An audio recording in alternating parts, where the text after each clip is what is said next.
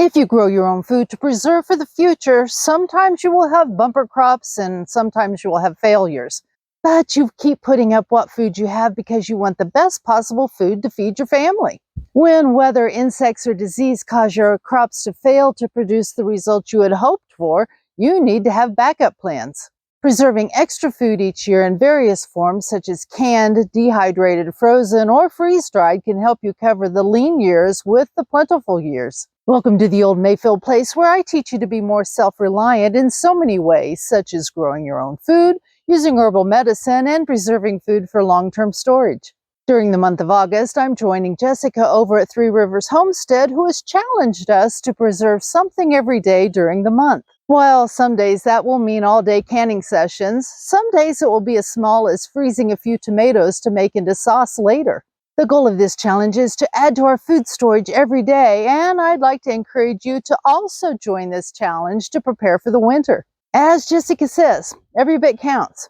This was the 4th week of the challenge, and it was very challenging, but I managed to get some food preserved. I finally collected 5-gallon bags of tomatoes and was able to make tomato sauce. I recently got this Weston tomato press, and it's my new favorite food preservation tool. It makes creating a smooth tomato sauce so easy since it removes the skins and seeds for me. I took the bag of tomatoes out of the freezer and put them into a large pot to thaw. The pot is important because Ziploc freezer bags will leak. That's why they aren't a good choice for storing dehydrated or freeze-dried food in.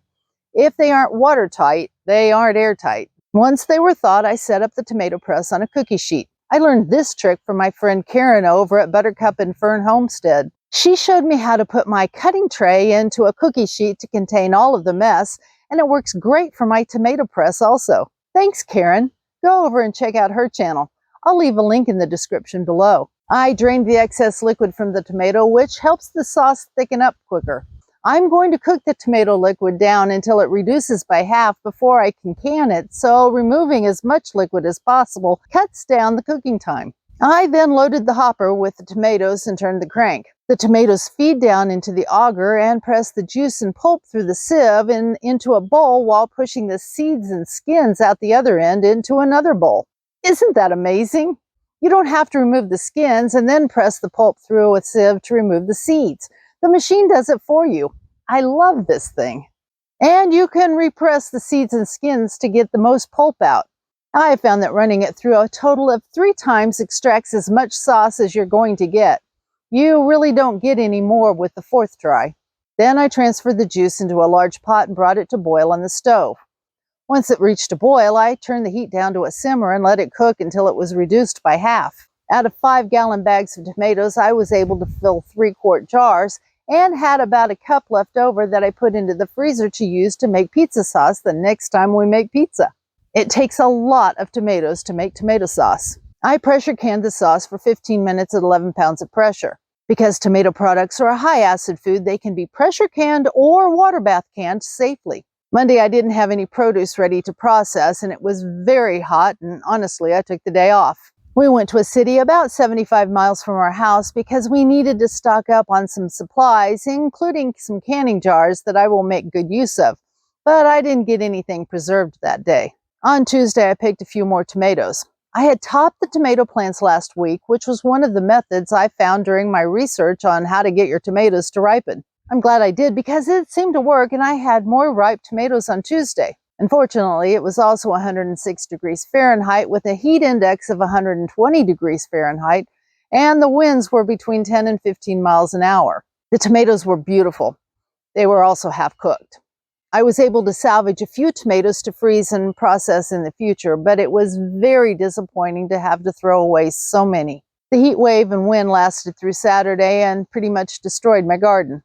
It doesn't really matter how much you water. When it's that hot and that windy, it's hard for plants to survive. It is August, and I've harvested a lot from the garden this year. I was just hoping for a bit more. Since it didn't look like I was going to get much more from the garden, I started looking around for something I could preserve on Wednesday that didn't come from my garden. I decided to freeze dry some corn and pineapple for snacks this winter, so I loaded up 2 trays of corn and 2 trays of pineapple. We got a couple of jars of dried corn and a couple of jars of dried pineapple to munch on this winter.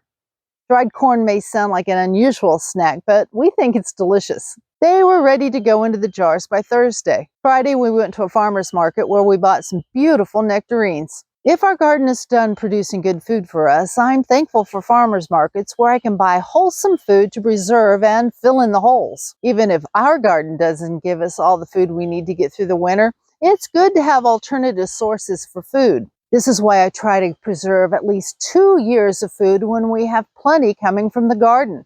If our garden doesn't produce next year, we still have food to eat. We kept some nectarines back for fresh eating, but most of them went into the freeze dryer. 16 hours later, I was packaging them in Mylar bags for long-term storage and into a quart jar to snack on this winter. After adding an oxygen absorber and sealing the Mylar bags with impulse sealer, I also sealed the jar to keep out air and moisture. I have a food saver that I use when I'm going to seal 2 or 3 jars, and I have a vacuum chamber that the farmer built that will hold 7 quart jars at a time. But when I only have 1 jar to seal, I use a brake bleeder with the food saver jar kit. It's quick and easy and helps develop the muscles in your forearms. I picked a few more tomatoes on Saturday and got them into the freezer. It had cooled down into the 90s and most of the tomatoes were good. Thank you for stopping by the old Mayfield place today. Stay healthy. Don't give up. Find a way to preserve food. And have a blessed week.